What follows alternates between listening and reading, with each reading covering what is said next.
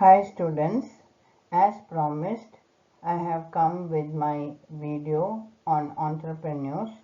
So I will be putting up videos of different entrepreneurs so that you can better understand the subject entrepreneurship and startup management. So here I have taken first a video on Ratan Tata, the legend, the successful entrepreneur, the former chairman emeritus of the Tata Group. So as you can see in this slide, the Tata Group started their business empire in 1868 when Jamshedji Tata purchased a bankrupt oil mill and he converted it into a cotton mill. From there, the journey of the Tata Empire started. So you can see that the Tata Empire has uh, most of the sectors. They have business in most of the sectors like metals, IT, financial, automotive, retail, infrastructure, telecom, etc. So Tata Empire is spread all over. It has entered into most of the sectors in India. So early life of Ratan Tata, he was born on 28 December 1937 in Bombay, and his father was Naval Tata and mother was Suni. And Naval Tata, his father, was actually adopted by Jamshedji Tata's younger son Ratan Tata. So he shared the same name as his grandfather, and his education was taken care by his grandmother after his parents separated. So he did his schooling in Mumbai. Then later he enrolled in Cornell University where he got his structural engineering degree. Then he went to Harvard Business School where he got his advanced management. So let's talk about Ratan Tata's illustrious career. As we all know, he had a very illustrious career as a very successful entrepreneur. So when after completing his education, he got a very good offer abroad from IBM. But on the advice of JRD in 1962, he returned to India and he worked on the shop floor at Tata Steel. So he started from the ground level up, working his way up, and in 1971 he was appointed the director of National Radio and Electronics Nelco. In 1981, JRD Tata stepped down as the chairman of Tata Industries and he named Ratan Tata as his successor. This was greatly criticized in the Tata Industries because Ratan Tata was considered too young a person who lacked experience in running a huge empire like the Tata Industries. And but he overcame all these struggles. He has spoken about his struggles in a number of interviews where he had to face a lot of criticism and backlash from his colleagues and his peers. So he overcame all that, and in 1991 he was appointed the group chairman of the Tata Group, and under his stewardship Tata Company achieved great heights. They acquired so many companies like Tata Tea acquired Tetley, Tata Motors acquired Jaguar Land Rover, Tata Steel acquired Chorus. So till then Tata Company was considered a mainly India-centric company, focusing mainly its operations in India. But after this acquiring of Chorus, it became a global business with more than 65% of its revenues coming from abroad. And in 2009, Tata launched the cheapest car in the world for just 1 lakh rupees. And he is widely credited for the success of the Tata group of companies, especially after the liberalization of the economy after the 1990s.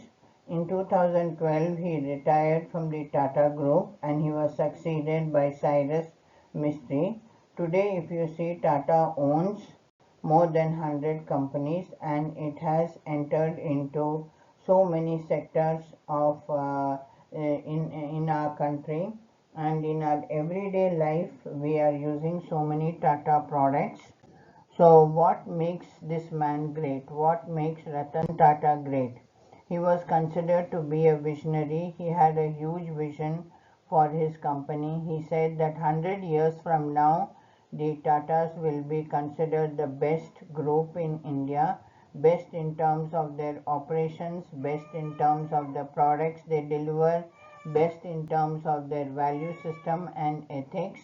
And he had a vision that the company would spread its wings far beyond India, which it has already achieved. It is a global business today, and he was considered as a strategist, very good strategist, as said by Alan Rosling, Executive Director of Tata Sons. He says that Ratan Tata was a deep thinker and extremely strategic. He was always thinking 2 or 3 steps ahead, and he was considered as a very good initiator and a change champion, as endorsed by Muthuraman, ex-MD of Tata Steel. He said that Ratan Tata was the chief architect of the Chorus deal and he was worried about the Chorus deal because it was a very huge deal. It was a deal of magnitude which involved a lot of money, but Ratan Tata was able to instill confidence in his team members.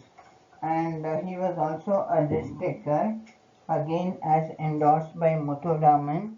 He said that he was one of the toughest people he has ever known, even though he does not look it. So Ratan Tata had mentioned once, if you put a gun to my head, you had better take the gun or pull the trigger because I am not moving. He was a man of ethics and he was a true social server.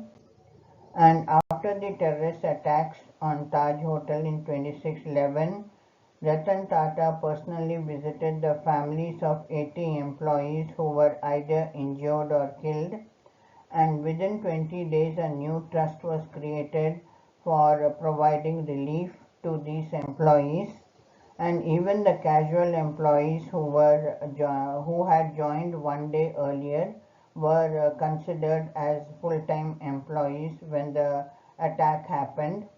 Harvard Business School received the largest donation in its 100-year industry from an international donor, that is from Tata companies, and Tata Group donated one day salary of their employees to Uttarakhand Fund, and the Tata Group famously rejected Pakistan government's multi-crore deal to buy their Tata Sumo. At that time, Ratan Tata had mentioned that he did not want to do business with a country which was launching terror attacks against India. He won a lot of achievements and awards. He got the highest civilian award, Padma Vibhushan and Padma Bhushan, in 2008 and 2000 respectively. In 2014, he got the Honorary Knight Commander from the Order of the British Empire. In 2014, he also got the Lifetime Achievement Award at the Asian Business Leaders Award, and he is listed as 25 most powerful people in business by Fortune magazine in 2007, and he also won the Legend in Leadership Award from Yale in 2010. In 2010, he was named one of the 50 people who matter by New Statesman magazine. He got the Lifetime Achievement Award by Rockefeller Foundation in 2012. This PPT, excellent PPT, was presented by my student Krishna in the classroom. So I thank him for his PPT. Thank you, dear students.